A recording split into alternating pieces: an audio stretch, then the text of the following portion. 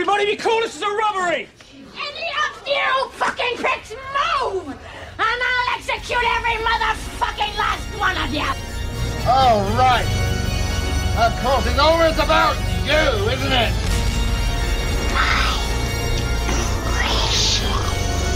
You think you could follow that act? Hey guys, this is Eddie McClintock, and no, I'm not David Boreanaz, and you are listening to the Metal Hand of God podcast. Don't worry if you don't make it out alive. We'll give you your money back. Guaranteed.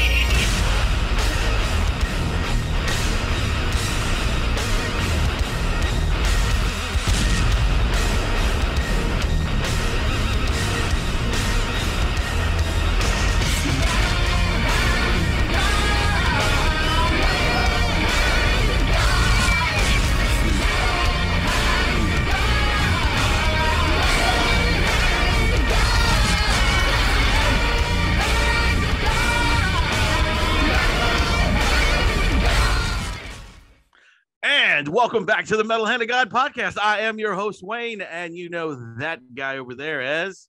I'm the Rum Guy. And of course, the little youngster that has just joined us, the baby.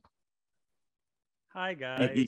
How are you? You got to say your name, Matt. Jesus Christ. Oh, hi. Matt Robin. Cinnamon Matt Robin. the angel. Yes, sir. The angel. Thank you. And our guest is the amazing, the wonderful Mr. Eddie McClintock.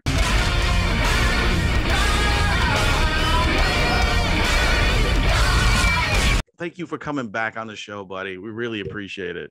Hey guys, thanks for having me. Of course.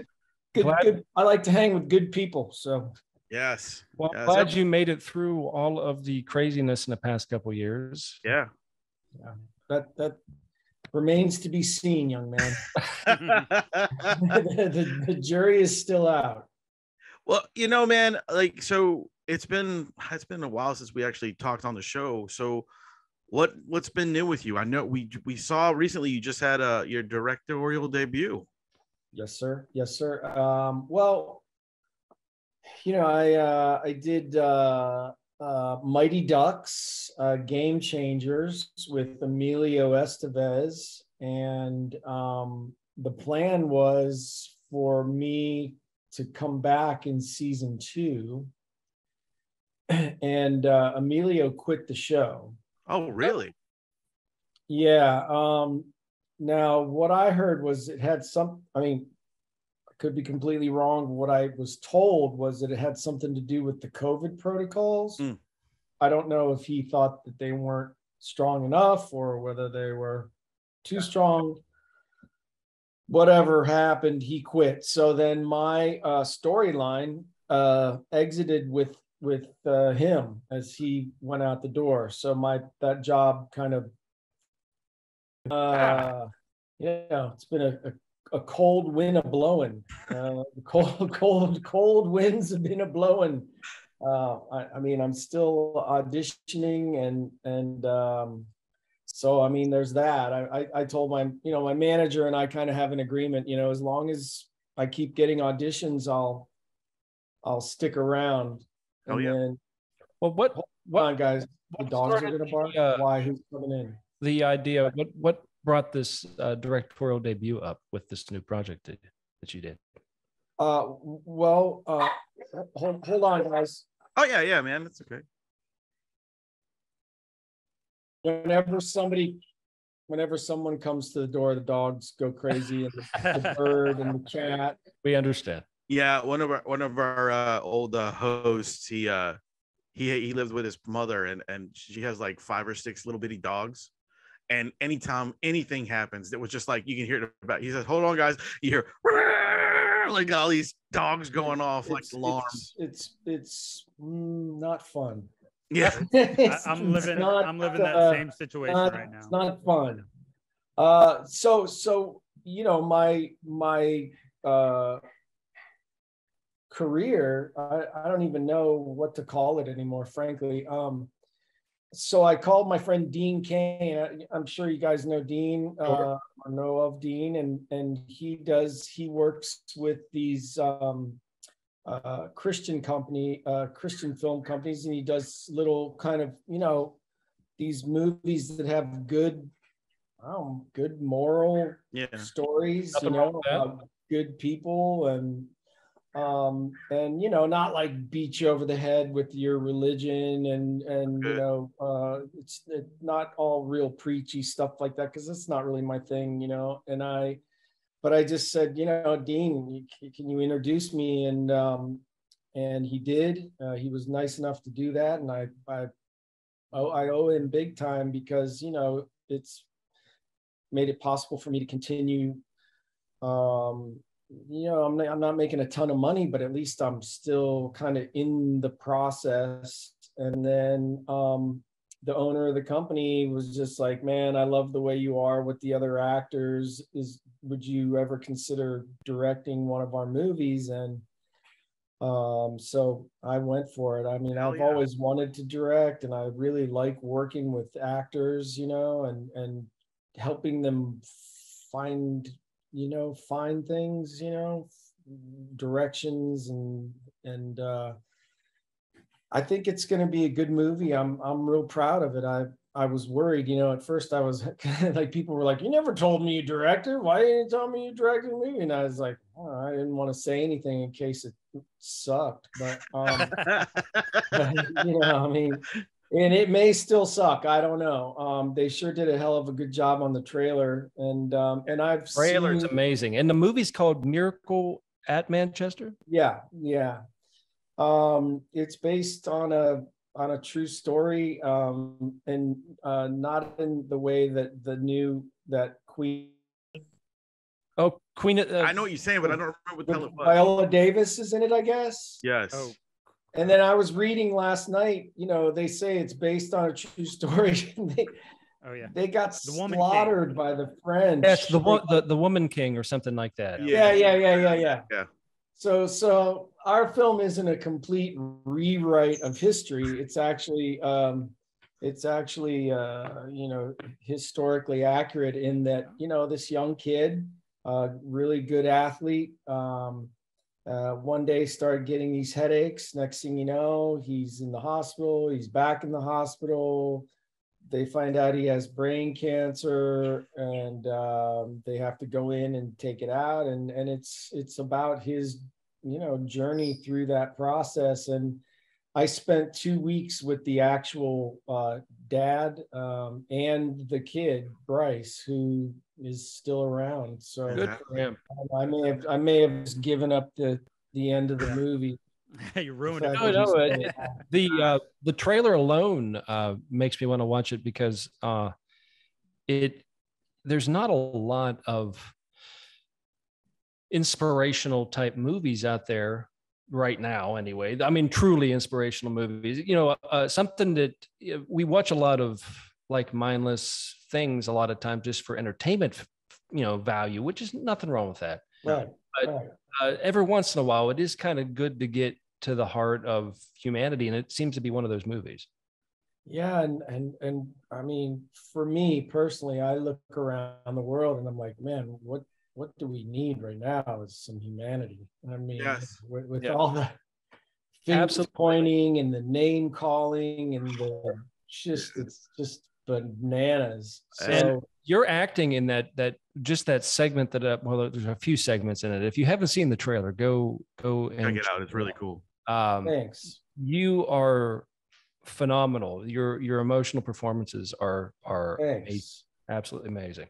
Well, you know, it was a big responsibility. You know, as I said, I had the dad that lived through it and the actual kid who lived through it right there. So it was important for me to, you know, make them proud of what they were going to get. You know, it's an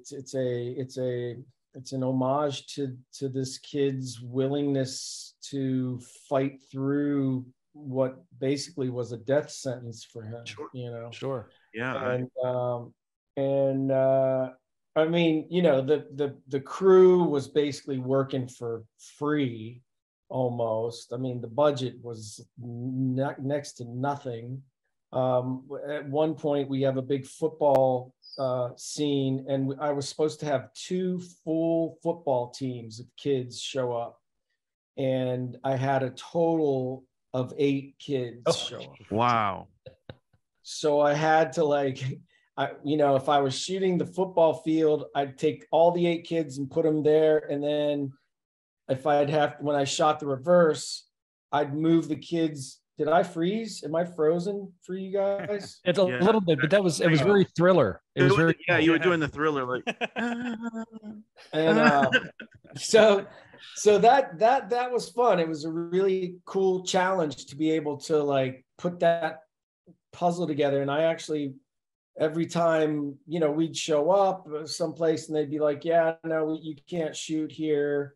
And then we'd have to improvise. And it's the most fun I've had, it's the only time I've, been behind the camera, but it's the most fun I've had working in film and television in years. It just was awesome. That's very cool. I can't wait to see the film. Actually, I'm looking forward to it.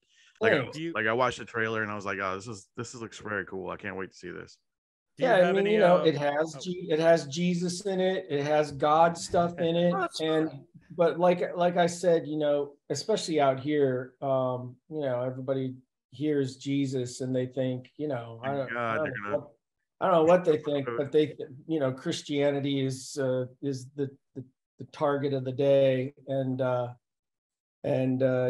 had to I've had to talk a few people off the ledge about the film. I was like, look, this is a film that says, believe what you want to believe, believe whether it's a miracle. If you want to believe it's a miracle, that's okay. If you don't want to believe it's a miracle, you want to believe it's a coincidence based on, the age of the kid and the probability, and you want to do the math and science, that's fine too, but at the end of the day, this kid lived through something extraordinary, and I was shows, at least from what I saw from the trailer, and that trailer shows a lot of aspects I think that you're going to see if when it comes out, is it brought everybody together in that community.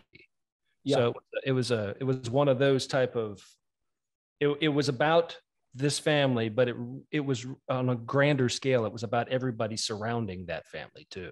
Yeah, and that carried over into the making of the film. A lot of the actors had never acted before in their lives, and again, like I said, they came up to me going, how do I do this? And then I'd be like, okay, pretend like this is your uncle, and he's not feeling well. Would you go in there? Would you walk into that room being like, oh, you're sick, you're gonna die? I said, no, you wouldn't do that. You try, and they'd be like, oh, and that's what's fun to me is to getting people to find an emotion, to find that the whole thing, different angles, and then my assless chaps scene. That is what's. It didn't make it into the trailer. I know, but you'll see. I wanted to go with leopard skin thong, but they wanted, assless chaps. So. And sometimes that's the choice you got to make. I mean, it is what it is. It's for the children. Right. For the children. There aren't any feds on this. If they were, they'd have shut us down a long time ago. Erase. I'm kidding. I mean, yeah, you had to show something. I mean, for all those years on Warehouse 13 with no shirt on, I mean, it's just, it comes that way. We're trying to reboot the show right now. I was about to bring that up. I am super excited. I hope it works out, dude. Really. This should be a thing because it ran for a good many seasons.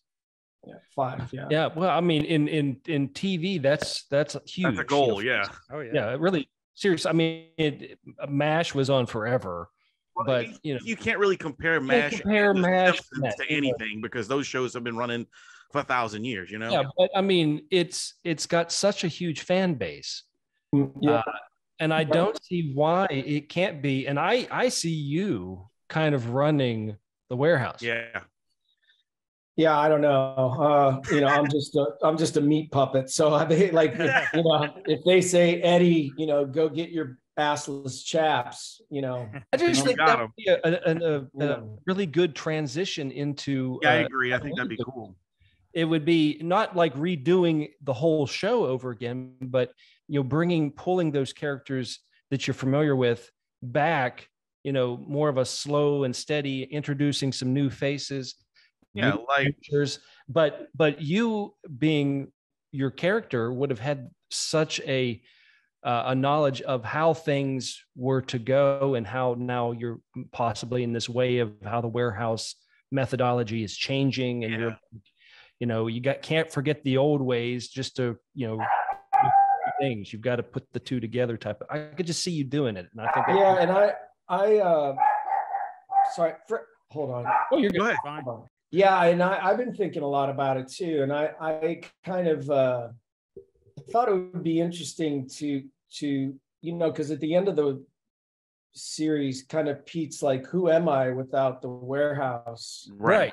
And interestingly, a lot of parallels with my own life, with my sobriety, and my sobriety coincides with Pete's, so we'll both be 22 years sober January 1st. And I thought it would be interesting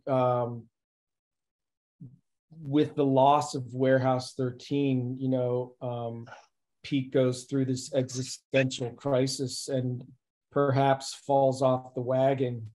And then, like he has to regain the trust of his co-workers, and I actually I know this is weird, but I've thought about the kind of an opening type scenario for it too. If you were to be able to take it over, which you're somewhere, it's just kind of showing you walking through a city type of thing. You end up at a football game. I like it.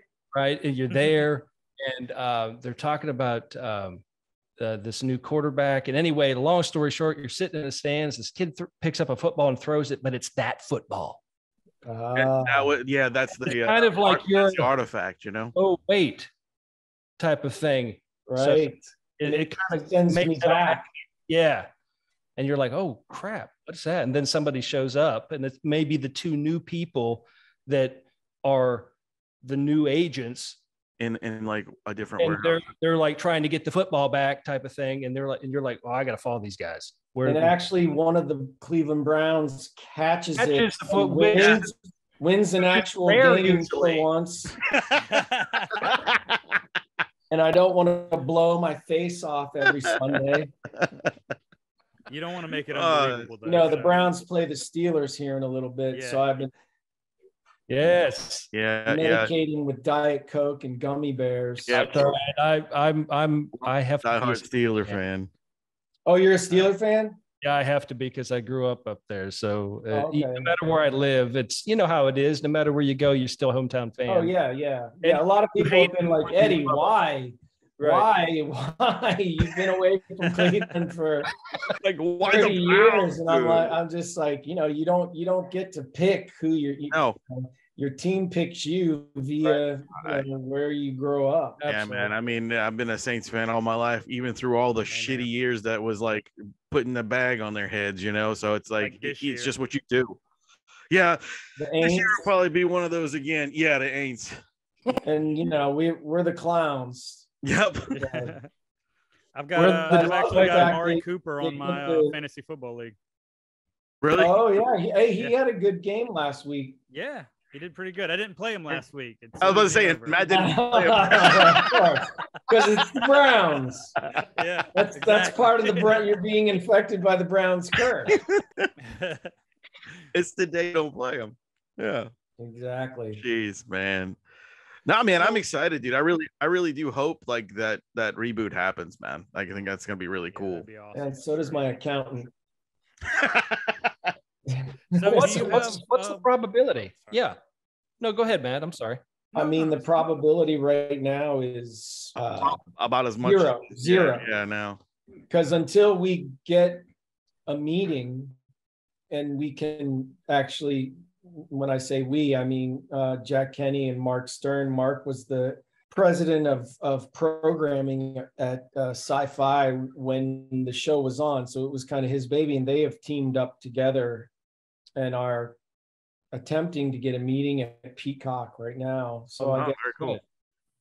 They have Peacock they can go to, and then they can also go straight back to Sci-Fi. So I think it's something that I don't think would be a disappointment by any means. No. Just because of the show itself was so entertaining. It was so much fun.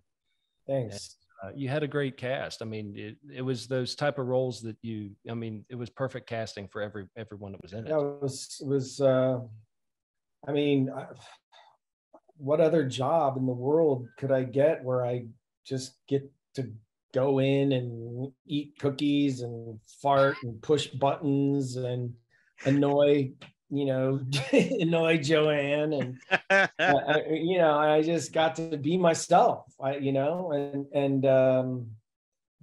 It was really, really a great time for me. So the opportunity to go back and kind of finish the story, because we had to rush it. The last 5 or 6 episodes were pretty rushed. So because you guys were canceled before you finised the season.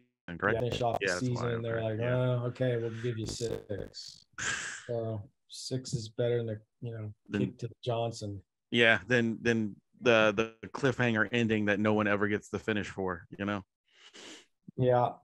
There's plenty. A lot of people were bent out of shape because Micah and Pete got together. They wanted Micah and HG to get together, and which could happen. Yeah, good. And Pete. It's a throuple. It'll be a throuple, yeah. Yeah. Oh, okay. Why not? Let's go. What the hell? Now on Cinemax. I'll take one for the team. Yeah, now on Cinemax. That's funny. Exactly. So now that you've gotten one movie out as far as directing goes, do you have any plans to kind of keep up with that, or are you going to just try to stick with the acting? Yeah, I would love to keep going. My boss at JC Films, he was like, when this movie comes out, it'll put me on a map. It'll be a smallish map, but it'll be a map nonetheless. And there are a lot of people out there right now that have money that want to see films that tell the same kind of story as Miracle at Manchester, like a story that gives people some hope. Yeah. There's a whole channel dedicated to it. It's called Hallmark. There you go. Everybody loves the feel-good movie, all year round. They want that type of sensation, and I don't blame them, because the world so sucks. much weird shit going on nowadays, dude. Like I can't even just. By the way, guys, what are your pronouns? The same one I've had all my life. I was Mine are to Wayne about you. that. Yes, exactly. It's the Korean pronouns. Fuck and fuck you. I only respond to Wayne that about Ezra Miller's. He makes everybody call them they, or they, whatever you want to, however you want to say it. And Yeah, I think they, it's so them. fucking bizarre.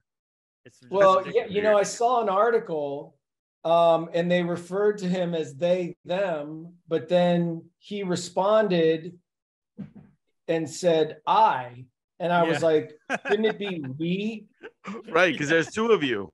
Does it make him a member of the Borg? Yes.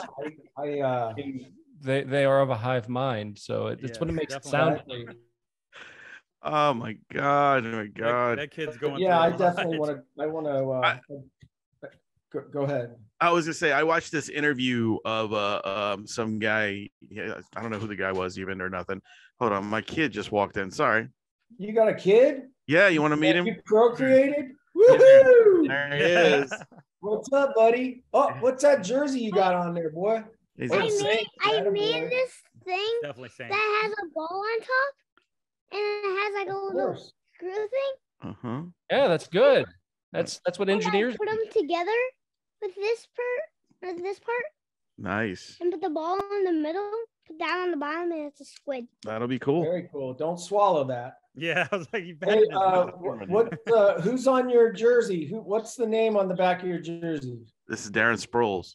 Oh, Darren Oh. Sproles. Yeah. It's about the same size. So Yeah, little fella. Yeah, all right. Old little fella. go. Bigger bank account. Yeah, yeah. But anyway, I was watching this interview with this gentleman, and the first thing the interviewer asked him was, "So, what is your pronoun?" And he says, "Well, we live in the day and age that we can pick anything we want and anything we want to say about ourselves or call ourselves." He said, "But in 1,000 years, when they dig me up, I'm going to be a male. So let's just go with he." Thank you. I was like, that's a great point. Another guy just shut up and he was just like, okay. Yeah, done. I mean, everybody's too afraid to say anything because that you get canceled or there's a Right. knock at your door and the feds are coming in and taking you to jail. I'll be right back. I'll continue. Okay. I like Ken, having a a dad. good position because I can't get canceled. I've never been hired for anything, so I'm at the perfect spot. I can Now, do are whatever you I guys want. all in? Where are you guys all located right now? Wayne's in New Orleans. I'm in Mississippi, right around Jackson, and I'm in North Carolina. Yeah. Oh, okay, nice. Where are you at right now? Yeah, we've been looking at properties in Tennessee, just outside of Nashville. Oh, nice. Yeah, Tennessee's awesome.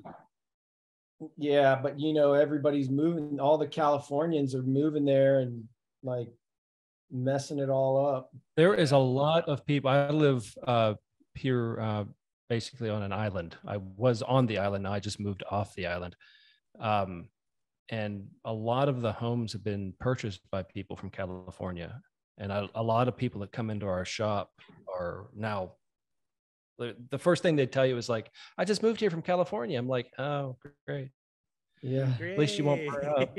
Yeah, it's terrible here. Move back. Yeah.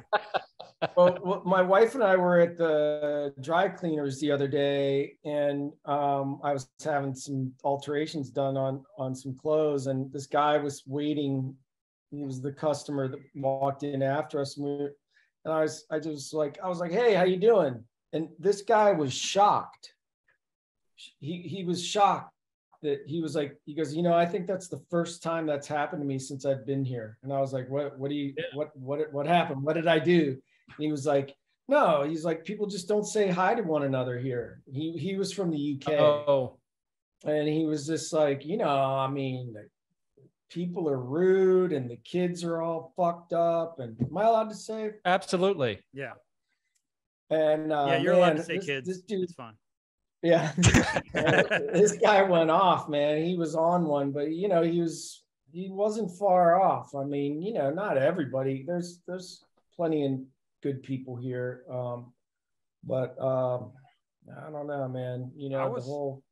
I was pretty shocked when I moved to Orlando, and because I'm from Mississippi, been in Mississippi most of my life. I lived in New Orleans for a while too. And in those places, everybody will say, hey, even in New Orleans, middle of the city, whatever, everybody's nice to you or has been nice to me. But in Orlando, it was just like everybody was so just not necessarily rude, but they were just curt. Like there was no need to say like, hey, or anything. It was just like straight to the point with everything. And it was weird. Yeah, it's Southerners, they get jabbed for being, like slow and whatever. The thing is, I don't even know enough about it to be able to properly speak, but they're just so accommodating, they're good, honest, hardworking people for the most part, It's a manners thing. And I think a lot has to do, I think people have, you fall into a couple of different camps. You're either too scared to say anything anymore. Right. You may not feel it's appropriate to say anything anymore.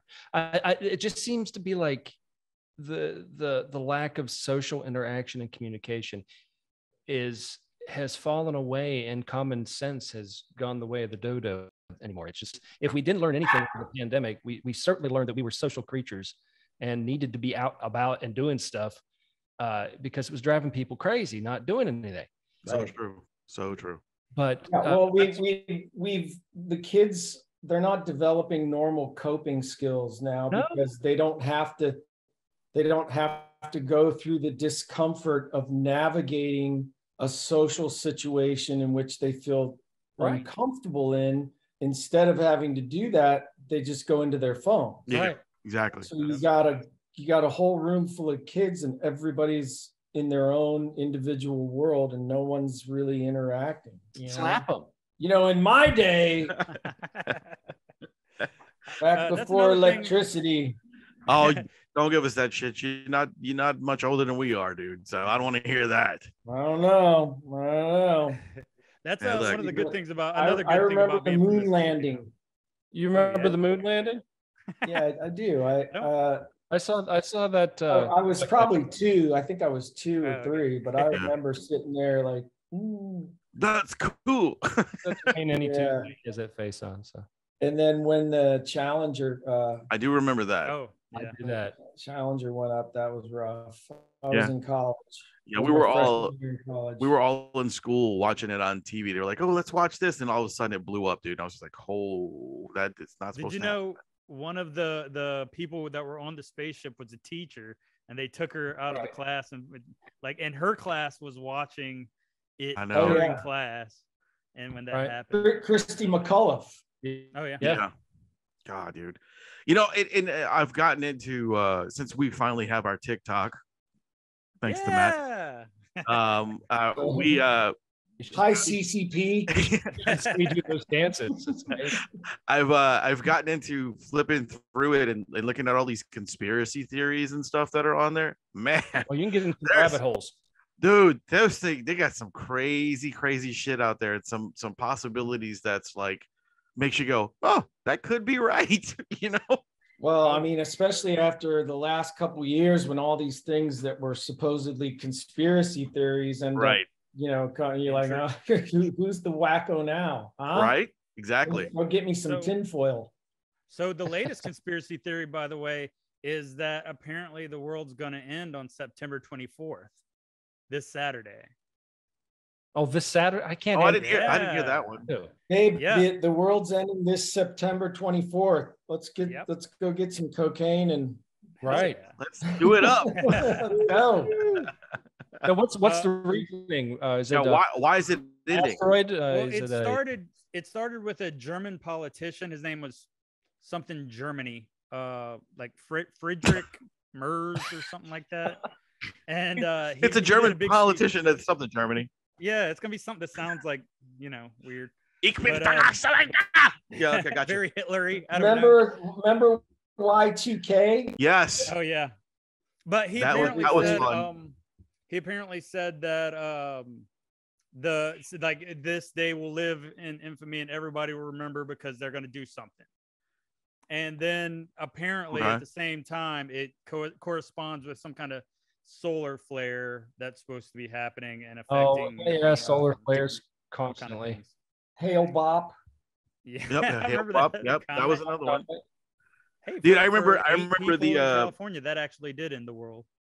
Yeah, it did. Yeah, I remember for the Y2K thing, a friend of mine and we were just out of band practice and it was New Year's Eve for that thing. So we all stood outside. We grabbed gas masks as we had some because that's what we did with the band. We wore them sometimes. Yeah. Oh yeah. That's cool. So we ran down the street at his mom's house screaming the end of the world with gas masks on, shooting fireworks up in the air like, oh, nice. And then the next morning we all woke up and going, yeah, nothing happened. All right. Yeah. So next. Well, I'm awake. every 10 years we get an end of the world, but lately it's been every like 3 or 4. Yeah, every time you turn on the computer there's another comet coming, a piece of a planet, something's coming at us. Today they were talking about ways to prevent asteroids hitting the earth. Apparently one of them is to spray paint the one side of the asteroid white so the sun heats it up. Nice. I don't know what that's about. Well, they better fire up the rocket with Bruce Willis in it, then he better get ready to go. Throw some dudes up there, some taggers. Yeah. Hey, you got something? There you go. I got a job for you. Yeah. Good luck. Um, one of my favorite conspiracy things is I don't know if you guys seen the one where we're supposed to be inside a wall of ice, right? Yeah. I think it's like these flat earthers or this. Yeah. We're supposed to be inside a wall of ice because if you look at the map and the globes, Antarctica actually lines the whole bottom of the map. So they're assuming that it goes all the way around us, and the continents that we are in are only the few. On the outside of the wall, there's supposed to be like, I don't know, 60 more continents where all the like Rockefellers and big money people live and control the little bit that we are. I've just lost brain cells. Right. The whole beginning of that statement sounded like the movie Ice Age. It's so weird. Perfect to me. It sounds incredibly smart. I think those guys are geniuses. I'm a flat earther. Have you ever flown to Australia? No. There you go. Yeah, the whole flat Earth thing is. Yeah, I don't know. I've been in a plane. It seems like there's enough evidence. I don't know. You would think, it's been some time since we've been talking about it through history, and I think it was kind of proven. You have to discount the moon. If you're going to go flat Earth, you have to discount the moon landing. Right. Well, they already do that. You know that. Yeah, right? That was filmed. That was Stanley. What's his name? Kubrick. Yeah, Stanley Kubrick. Yeah, he had something to do with that. Uh-huh. And then look, guys, look. Do you look? It's the same people who think there's 75 different genders, and now we have flat Earth and all this other stuff. It's all piling up. Well, when you get through all the bullshit, you end up popping out of a freaking wardrobe just from Narnia. Yeah. Right. Exactly. I hope so. It would be better than here lately. I mean, geez, just my kid came home from school. He's 15, and they asked him his pronouns at school, and I'm just like, what? Oh yeah, I'm in Cali, bro. I'm Ground ground zero. In Mississippi, if they did that, that would be the. It would lynch the teacher. Career. Yeah. I mean, it's like I just feel like, and he was telling me that his teacher was showing them her wedding pictures and all this stuff, and I'm like, when I was a kid, the only thing I knew about my teacher was her last name. Yeah. Like Mrs. So-and-so. And that's it. I didn't know anything about, her. Oh, look, I'm frozen again in kind of a Michael Jackson. I didn't, my wife and I were talking about it. We didn't know any, and we'd see our teachers out like in the real world, and you'd be like, oh, wow, you actually, right. You're a fully formed human. You're a real person. Exactly. It's got to be confusing for kids nowadays, especially when they have parents that are from a different school of thought. You know what I mean? Like, yeah, I know what you mean. And it's got to be tough trying to just assimilate into the crazy. Look, I can give you guys an example. So my son's 6, okay? And 2 years ago, being 4, we had him first, going to school. Well, my son has a huge imagination. Me and him go outside and we play, with like sticks, like we all did as kids. You play with sticks like they're guns and pretend you're shooting aliens and whatever. That's what we're doing. Me and my kid are having a good time, So he goes to school and we get constant phone calls and stuff because my son is saying that he's got he's got to get home so him and his dad can play guns and prep for the zombie apocalypse. Right. Now I get phone calls saying that he can't say the word gun. He can't, he's getting in trouble. He got suspended as a 5-year-old because he said gun. I'm like, my son is 5. I don't own a gun. I have no guns in my house. Like I have toy guns, but I have no. I told him real to keep one. it in his backpack. Damn it. Well, I mean, they're suspending kids for doing that. Yes. Finger guns. Yeah. It was so ridiculous, man. I mean, and like, I didn't know what to do. Like I was at wit's end. So we actually pulled him out of that school and put him in a new one. And the new one is like so much better and like reasonable about things that, you know, I mean, he's a kid, he's playing, you know, it's not like he's trying to fucking hurt somebody. Yeah, we both played Cowboys and Indians and Robbers and I mean, I grew up in the woods, you know. I mean, we would go out in the woods and, you know, do ambushes and all kinds of different stuff. That's play Army. Yeah. I mean, it was fun. I mean, in what I think they're doing with these kids is not only they're just like destroying their brains with all this insanity, but they're also cutting away their imagination and like destroying these poor children, like giving them no choices. You're pumping them full of anger too. Yes. Seems like there's a lot of anger. Lots of fear. Lots of fear. I mean, one of my favorite parts of playing Army when I was a kid was, you know, triage, you know. Yeah. Nurse Caitlin, she was this little redhead that lived down the block. Oh, yeah. She can take care of you. Hello, take nurse. my temperature.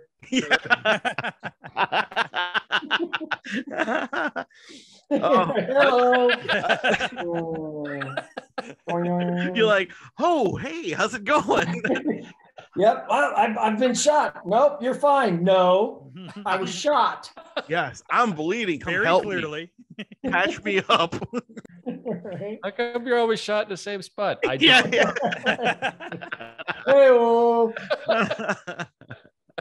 one Matt. Oh, that's fucking great, dude. That's so. Well, this is good, man. I have a 14-year-old girl who's obviously in school now. And the way they deal with girls and like the whole girl and boy situation is just not, it's not good at all. They let like what? Like, so there's this kid, his name's Cruz, and he's just a weird kid. And he stares at her and stuff. And he took pictures of her butt in the hallway.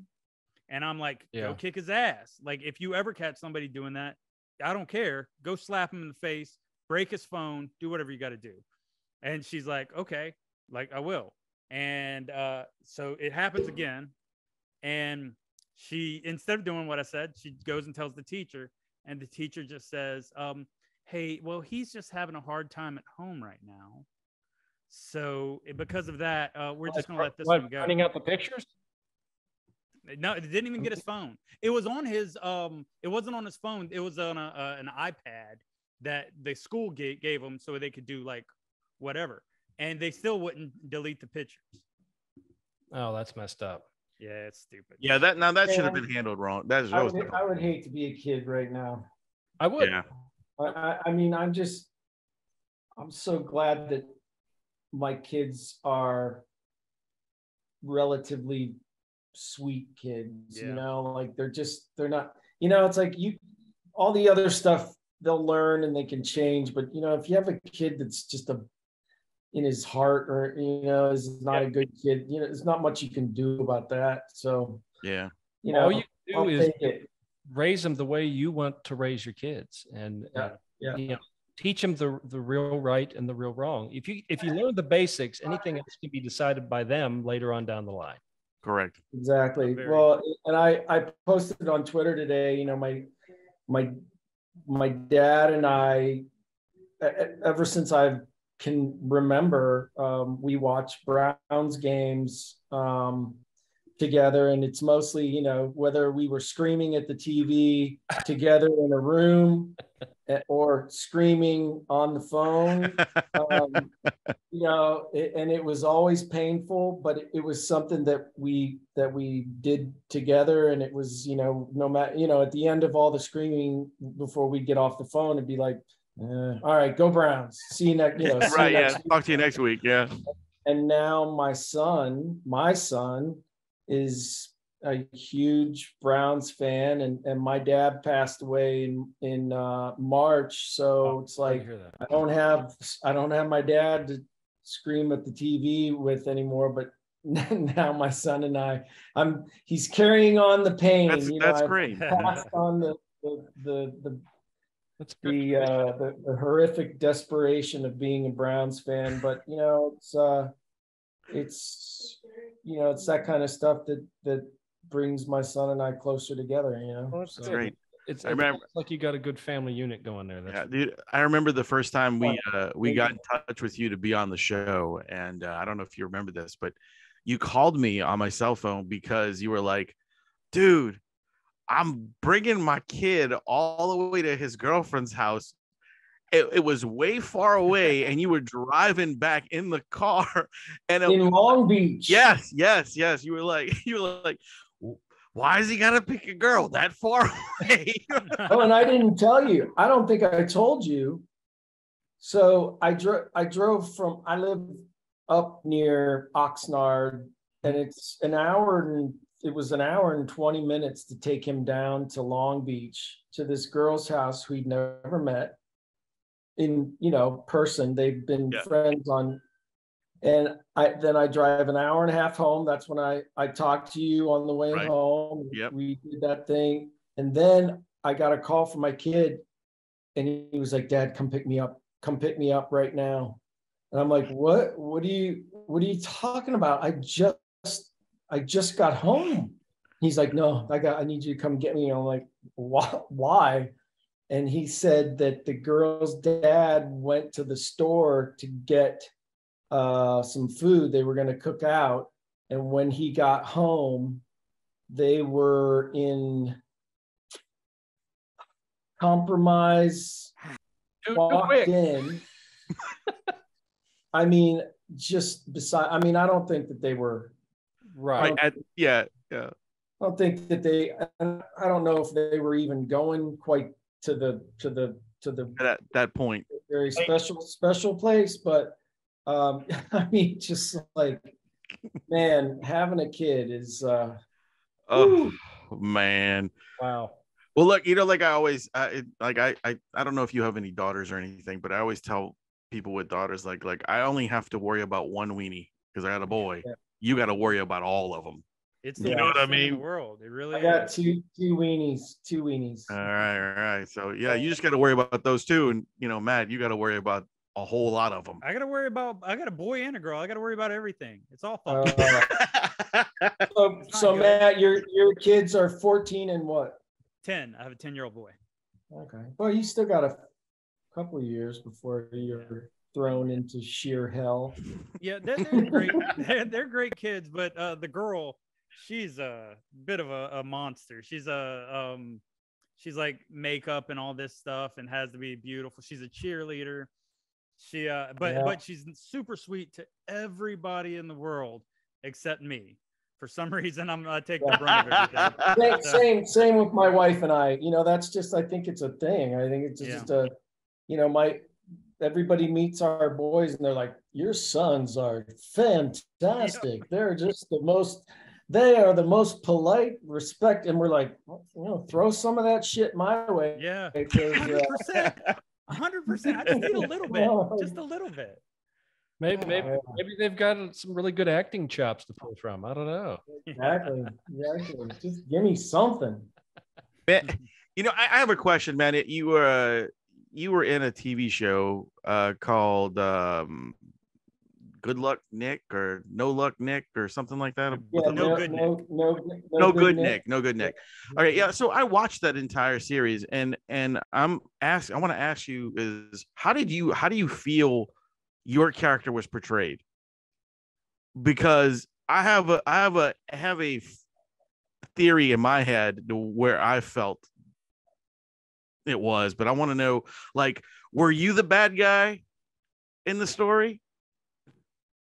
I think that I think that, like a lot of people, they mean well, but whatever damage has happened to their past, they just couldn't push past their damage, and so they make really bad decisions and continue to make bad decisions despite being a relatively decent, loving, caring person. They just have made bad decisions.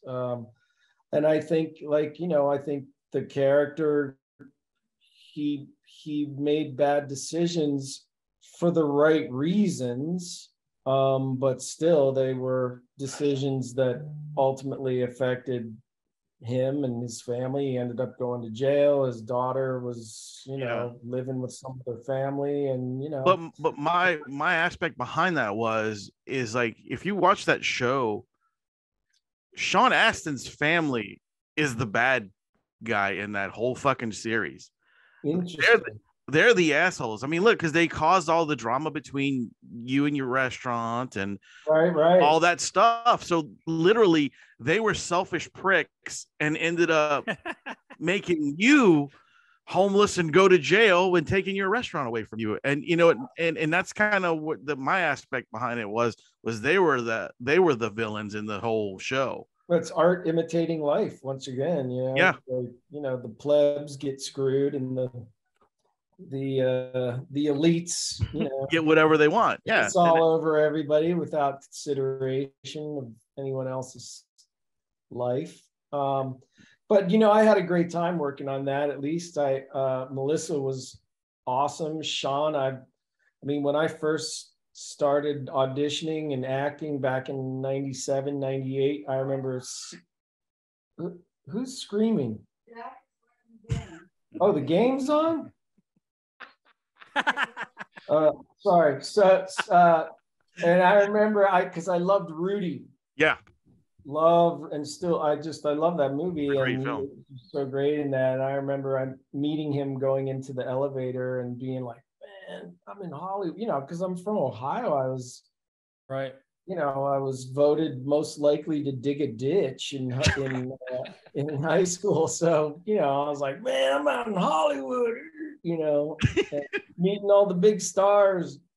But then to years later be working as his, contemporary and working as an actor. It's all so odd. My whole journey is just so bizarre. I think it's cool, man. I mean, you were a football player, and then you got thrown into the acting thing, and to get where you're at, it's fantastic. It's a great story.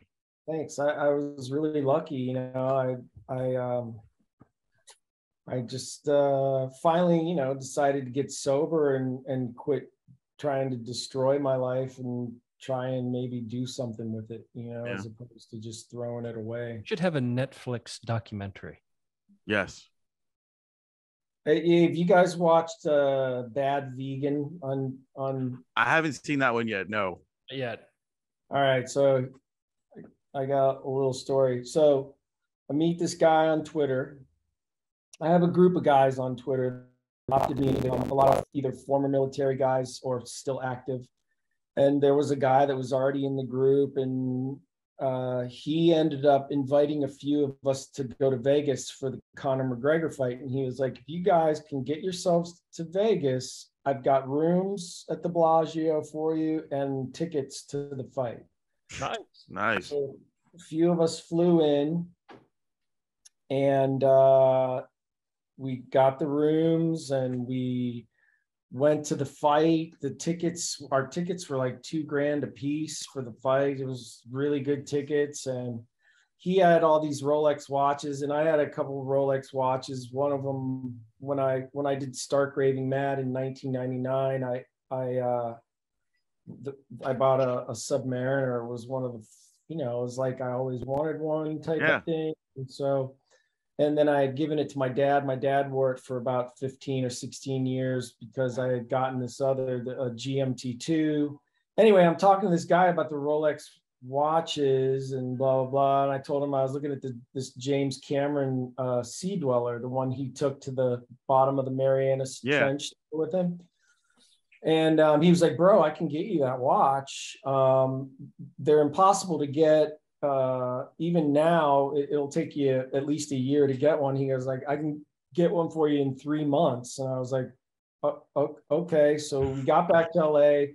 I sold the watch that I had given to my dad. He had sent it back to me when he started getting sick. And so I had it, and I had the GMT, and I sold those two watches and gave my buddy cash. I gave him $13,000 in cash, and a a few weeks later, well, it was a few months later, I got an email or a text message from one of the guys that had gone to Vegas. He goes, Eddie, watch this right now. And I was like watching, I'm like, Bad Vegan, what's I'm watching, and I'm like, yeah. Is it the guy? It's him. Oh, really? Yeah, It's him. now after a while of thinking about it, I have seen that documentary. It's crazy. I haven't seen that one yet, dude. I want to watch it, but I really haven't watched it yet. It's on my list. Wow, So dude. it was that guy, the guy that was running the restaurant with the woman or whatever. That's crazy. Yeah, he defrauded her out of like 1.7 million or something like that. Anyway, he's gone. And he defrauded you out of 13,000. Yeah, dude, that's crazy, bro. So I called the producer director of Bad Vegan, and I've been sending him all my text messages and all that stuff. And he's like, well, I may get my next big tea is me talking about how I got screwed over by some asshole. He was like, well, Eddie, if it makes you feel any better, this guy is a world-class con man. He cons people all over the country. I don't think I could ever do that. So they never caught him, right? He's gone, right? He's just disappeared. No, they caught him. They got him. Oh, okay. Well, no, he's gone right now. I mean, he got caught for the Bad Vegan stuff. Oh, okay. And he went to Rikers for a little while, but then he was out. And while he was out is when when they got you. When I met him. Oh. And so as of about a month ago, he and I were, because I wanted to get either my money back or the watch. Yeah. So I was playing nice with him. And then one day I called his phone and he didn't answer, and I've never heard from him again. Wow. Well, didn't he at the end of the Bad Vegan, him and her tried to run away or something, and she kind of like she was like kidnapped or something. It was something weird. Yeah, she ordered they were in like they were in the mountains of like West Virginia or something, and they ordered a pizza and put it on his credit card, and the feds rolled in and picked him up. So I talked to the FBI and I called the FBI and filled out a report with the FBI. And wow, damn, dude, that sucks. That's crazy. That is and it's like you said, Justin, you were like, I just could never do that. It's like, and I sit here, like I said to my wife the other day, I go, what do you like? Because I can't conceptualize doing that to my bro, or to anyone. No, I just don't. Yeah, and I said to Lynn, I was like, so, like, what do you think he's thinking about me right now? Do you think he feels? And she's like, well, I'm sorry, but he's not thinking about you at all. No, he doesn't care. But I will say that idea would eat me alive. It would ruin every day for the rest of my life. I would be thinking about like, does he think he got me? Like, does he think I'm a pussy? Like, I know. That would just irritate me. I think about it every day. I think about it every day. I'm like, well, is there some, it's like your girlfriend breaking up with you when you're in like 10th grade. It's like, what did I do? Like, you're an overthinker. I do that same thing. I think about everything. You handle your rage well, because I do not. I do not. I've been betrayed by friends who are people I thought were my friends, and I don't handle it well. Yeah. Well, I think it's because of that thing, the same thing to where like well, like, I mean, I'm not proud of that statement. I mean, but it sucks. Yeah. No, but I think if you overthink things and you think like I still think about stuff from when I was in like 4th, 5th grade when people did stuff to me, and it holds in my head. And I'm like, why didn't I say this to them? You know what I mean? I don't go back that far. I go back to like if you do that though, then you tend to be mad at so much you don't want to take it out on one individual person.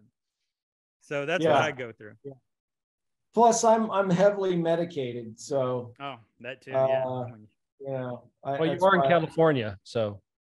Exactly, and nothing surprises me anymore. I'm just like, oh, okay, this is happening now. All right. You know, after the pandemic and all that crap. Oh man, that was a lot of horse shit. It was the best time of my life, just so y'all know. Oh really? Yeah, I bet it was. I was 3 months into dating my girlfriend at the time, and we decided, like right before it hit, we decided to move to Orlando and move in together after 3 months, and we just got locked down, had to stay with each other the whole time, fell in love completely. Now we're married, still stay with each other all the time. It's awesome. Nice. Well, that's a good thing. That's a good thing. At least that's something nice came out. Are you guys gonna have any more kids? Yeah. We're trying. I like that. Yeah. It's right, you know, right. it's all up. What happens to some guys? That's okay. Yeah, it does. It's a mess. It's a whole mess down there. Hey, you guys, I gotta wrap up, man. Oh yeah, not a problem. Screaming at me. Did you want to, Wayne? You had said something about playing a question thing at the end. Yeah, do 10 minutes with Wayne. Yeah, I mean, we could do that, or if you want to wait till next time, we can do that too. It doesn't matter if you got to run, dude. It's fine. Yeah, it's not a big deal. Well, will you guys promise to have me back on if that's okay? Oh, of course, dude. You're right. welcome on the show anytime, dude. Anytime you want to come on, you're more than welcome. Come on, vent and do what you need to do, and just. And I appreciate you guys having me on, and Matt, it was nice to meet you, brother. Nice to meet you too, sir.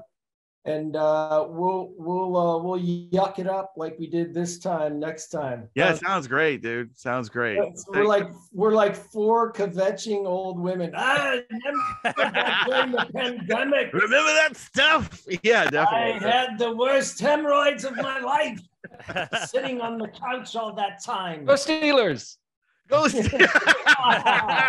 Right in his heart. Right in his heart. All right, you guys. Thank you so much, Wayne. Thank you, welcome, man. Justin. Thank you, Matt. And thank you guys out there. And we'll see you next time. Take it easy, brother. Thank you so much. Right, later, guys. Later. All right, love you too, bro. Super nice guy. Yeah, and that was Mr. Eddie McClintock, man. What a great dude. What a great guy. Hey, do me a favor and toss it to the Dorkening promo.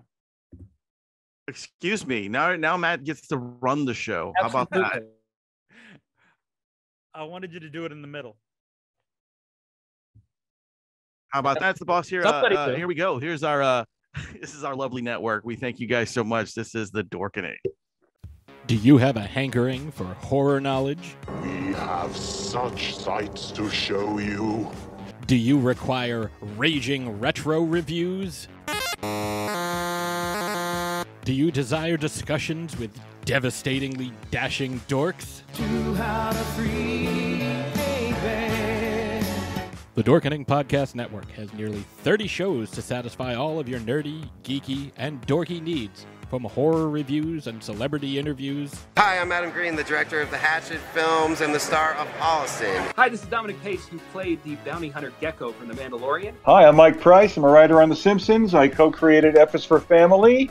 Hi, guys. This is Dee Wallace from E.T. and Cujo. Hi, my name is Kurando Mitsutake, director of Gun Woman and Karate Kill. Hi, this is Samantha Newark, the voice of Jem and Jerrica from the original Jem and the Holograms cartoon series. As well as nostalgic trips into the past, pop culture, the latest in entertainment news, and so much more.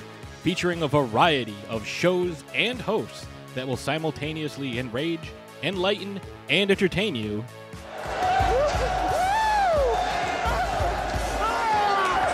Check out the Dorkening Podcast Network. My mom says I'm cool. Available on iTunes, Spotify, thedorkening.com, and wherever fine podcasts can be found.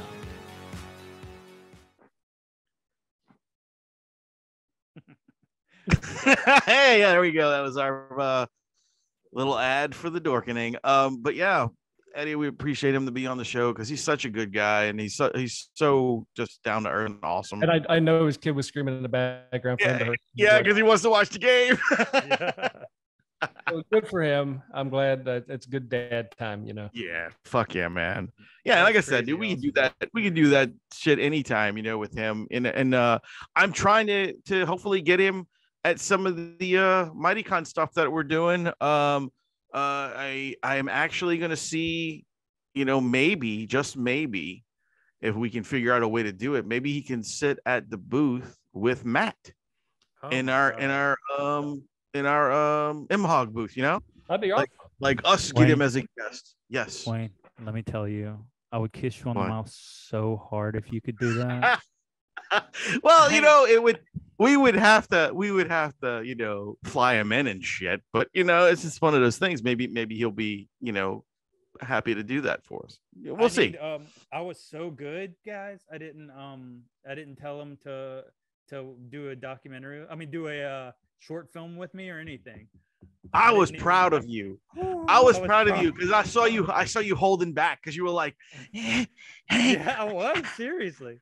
I was like, so you're your agent, right? Should I just talk to him or what? Yeah, should I call him? Should I call him? You want me to call him? Want me to call? What's the number? Can I? The situation was he was talking about how like he auditions and stuff, and that means he's only going out for bigger roles, you know, like things that you would have to audition for. And I wanted to be like, you don't even have to audition for me, brother. We'll just do the movie. You're in. Yeah. But then you have to pay him. Yeah, obviously I'd pay him. Well, I mean, not obviously, but yeah, you know, I agree. But that would be awesome. And it can be. It would be awesome. And we can do an MHOG Presents. Yeah, MHOG Presents. And then my, like I said, my other production company has all the equipment. JC Films. Jesus Christ. I just got what the hell that was. That? Are you serious? I wanted to make the joke of who's JC, but I didn't because I didn't know if it offended him or not. No. He's not. Yeah, as you said, he wasn't like he's not big into the religious stuff. He's just, you know. Wayne, I also sent you a thing on your phone. I saw someone who we might want to try getting if you get a chance. I will look into it, sir. Sounds good. Is it a secret from me? It is. Oh. But since we're still recording, we shouldn't announce it right now. Oh, that's a good point. That is a solid. See, you fucker. So let's talk about our sponsorship thing. Yes. All right, throw it out there. Obviously, we haven't gotten any responses yet because nothing has come out yet. Or I guess by the time this comes out, the other episode will be out, the first one. But yeah, all it is we are looking for any kind of sponsorship or any products to try out and to open, unbox, or whatever you call it during the podcast, so we can look at your products, look at whatever it may be, whether it's a t-shirt company, whether it's a tattoo place. I don't know. I'm just naming things off the top of my head. Beer companies, breweries, a knife holder, knife companies. Hell yeah. Like blacksmiths. We've got a really good blacksmith that lives right up the road. But I think he makes just there you go, like forged in fire blades type thing. But, right. He's not a manufacturer. He's just a dude who does stuff. Yeah, exactly. But what we're looking for is any smaller, preferably an internet business would probably be easier. But if you're a brick and mortar type of business, we can also use that. All you got to do is send us a few of your items, some of your product. You DM us first, and we'll give you the way to get it out to us, or wherever, you know, probably just one address, and we'll do it from there. So it's easier. Yeah, we'll split it that kind of way. We'll send it to each other, and then we'll do when everybody gets the products, we'll do an ad, or we'll pull it up on the show and do it right there. Cool. And so that's some free advertising for, well, not free, but product based advertising for you. I mean, it's pretty free. All it's going to do is cost them to send us the product. I mean, it's not like, I mean, if it's somebody if you got a new flavor of Lucky Charms you want us to eat, just send us each a box, 3 boxes, and I'll send them out, and we'll figure it out. $20 20 each. We need more than one each, is what I'm saying. We need probably 2 or 3 each to Or you could actually maybe do one person gets it and then 2 of us react to it. I hate that idea.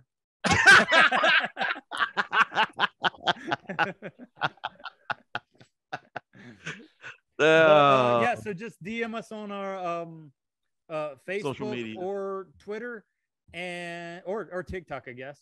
And then you're also free to email us at MHOG booking@gmail.com. Yeah. Yes, and we'll get right back to you, I promise. Hell to the yeah. But guys, I leave tomorrow morning from Milwaukee, so I gotta start packing up and getting all my shit together. I might be going into the hospital for a couple of days and then popping out, then going to Smith or Springfield and going back in for tests. When is that possibility? I find out probably tomorrow. Okay, well, just keep us in mind, man. Let us know. As everything goes, I'd be super worried about my boyfriend. I don't know. I guess we'll find out. I got to get some MRIs and some imaging and things like that. Well, I will pray. Trying to keep up with all the stair incident and all that shit. Mm-hmm. Yeah. Is that the one where the owl hit the woman? That and I think made some other issues that came up because I've had other issues with there was one of them, head injuries. Yeah. So like the bolt going through the back of my head, that was right. one, and car accidents and things like that. So you're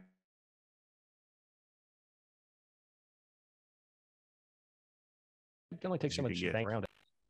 Sure. The one statement the doctor did say to me said, "I've seen football players with better heads than you." Wow, that's great. That's awesome. And you didn't get paid. Negative Nancy.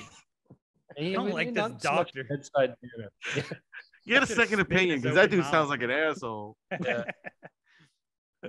But I'll find out. I should find out tomorrow. Hopefully they'll give me a call, and I'd rather find out tomorrow than Monday because they don't respond over the weekends very well. So right, yeah, it'd be a good idea if they just told you something real quick, and like that way you can go get your shit situated. Keep searching they give you that patient portal that you go on. Yeah, and it's useless. It is because we're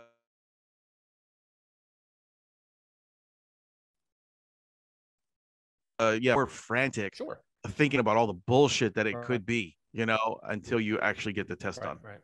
Absolutely. But we'll figure it out. Always good. And I'm going to leave you, gentlemen. I got to get to sleep because I got to be up in it's like 7 hours. Yeah, I got to get up about the same time. Yeah, we're about to right now. That's what we're doing, motherfucker. Okay. Like me and Rum, we're having we're spilling our hearts out here, and you're like, "Are we going to end the show?" Come on. Let's go, guys. Leave. He said he was leaving, so I thought he was planning on leaving us two here. And I was like, I don't want to talk to Wayne. He's going to want to talk about my wiener again. Well, only TikTok will know.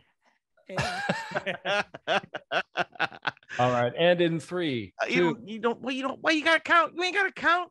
Also, make sure you follow us on TikTok and all of our social media, please. Yeah, please. We're on every fucking thing. Sign that for everybody to see. And go listen to us on Pinecast and Archer.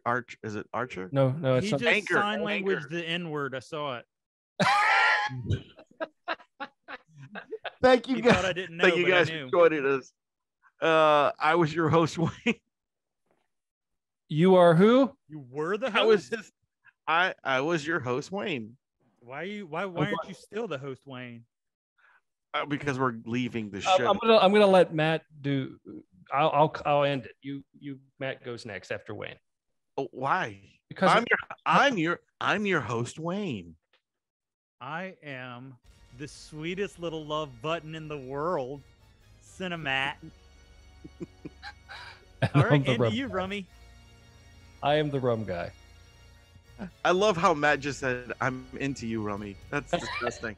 And as always, ladies and gentlemen, boys and girls, remember to keep it metal.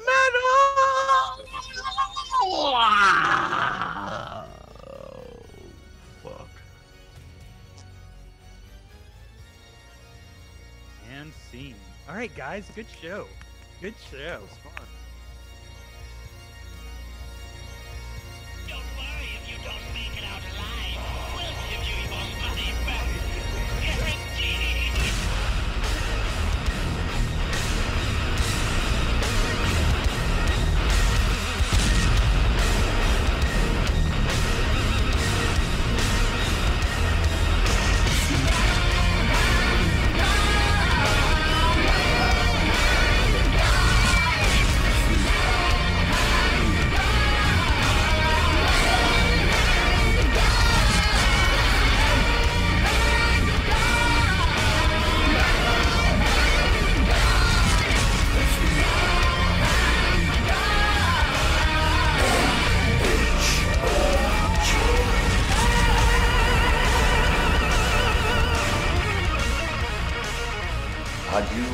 Adieu, parting with such sweet sorrow. Go ahead and run. Run home and cry to mama. Okay then. That's it. Get the fuck